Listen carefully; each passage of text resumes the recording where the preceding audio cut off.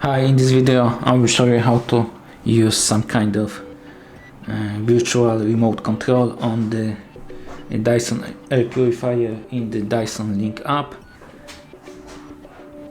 All you need to do is to open the Link App and have Air Purifier added to it, and then you should see the screen like that.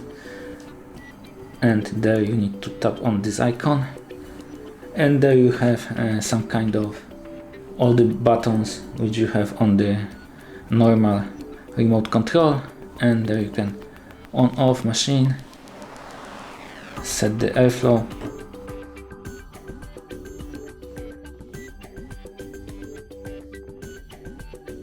turn off on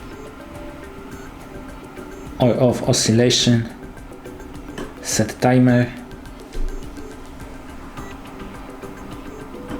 change modes, enable night mode, and change airflow direction. It's very useful when you lost your remote control somewhere, or you just want to use your smartphone to change the settings on your Dyson Air Purifier. Thank you for watching. If you like this video, subscribe to our channel and give us a like.